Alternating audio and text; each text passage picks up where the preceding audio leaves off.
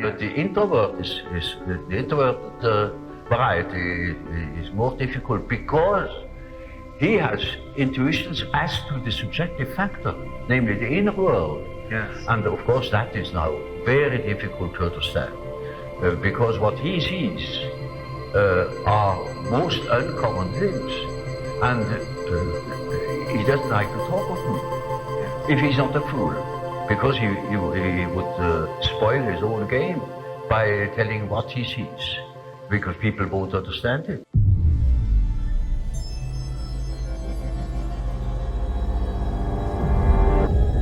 So there's two reasons why this was such an interesting topic. I came across this video a long time ago, and it's from an INFJ named Scott Morgan, who has his own channel. And this is the interesting part, is I watched this video of his about the INFJ, how they kind of protect their inner selves, and how whenever other people do it, it actually shows the INFJ who they are. And he kind of explained it. And it's funny because whenever I was watching it, I didn't really think about how abstract it was. And that's what I want to point out here about the NI, is that whenever you hear somebody else speak in kind of that NI language, looking back at it, I could see how many people would probably look at that and say, what is this person talking about, or wave it off.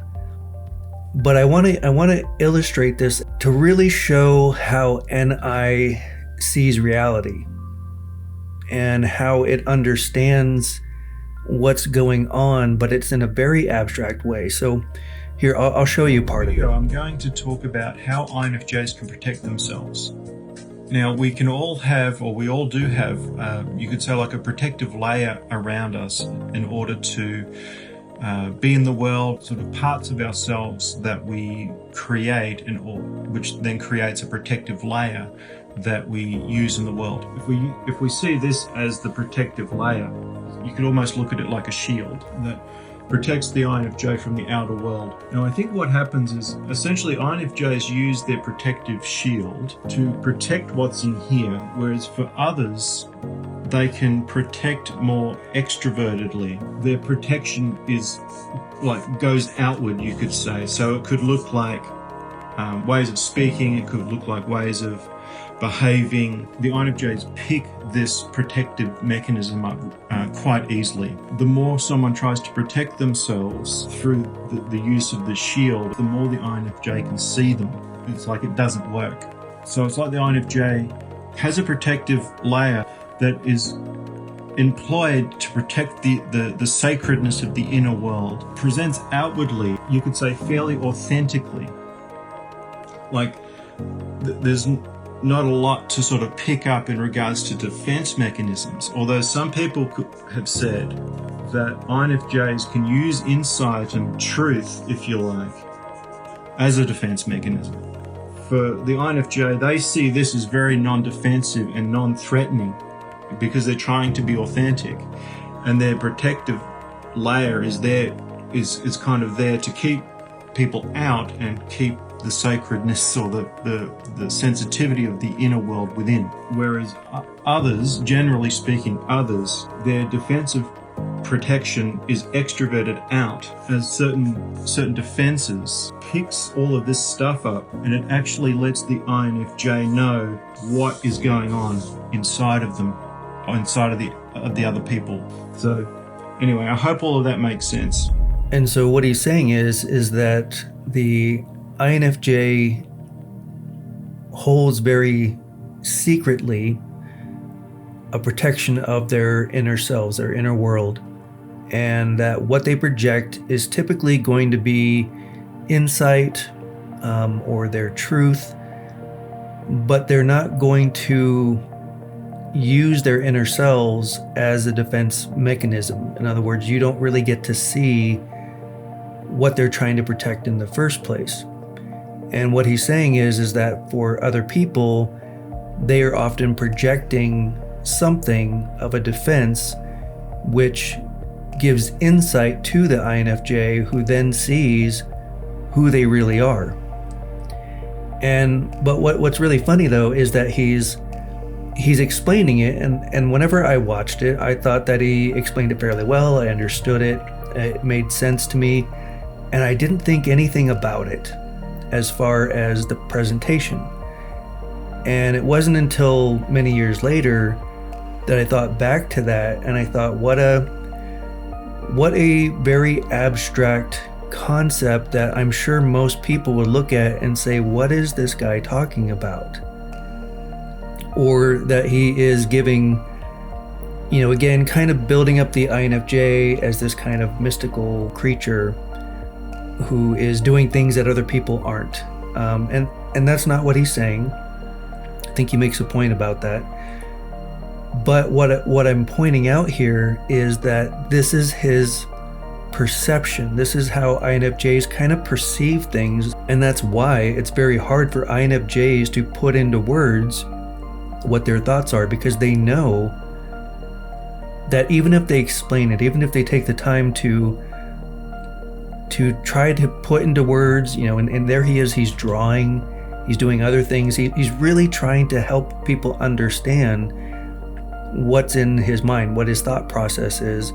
But even then, it feels very abstract, and it's very difficult to get that across. And so many INFJs many times won't speak. They won't tell people their thoughts because they know, it's gonna take a long time. You're probably gonna get bored, and you know what? You don't really want to hear all of this anyway, so I'm not gonna bother. It's just gonna take too long, and I don't know if I could explain it anyway, honestly. I don't know if I could really get my thoughts across in a way that you would understand. And that's the point of what Carl Jung said when he talked about introverted intuition, when he talked about NI, and saying, hey, if you don't learn how to do that, if you don't practice that, if you don't take the time to try to work on expressing yourself, you're going to become the old crank.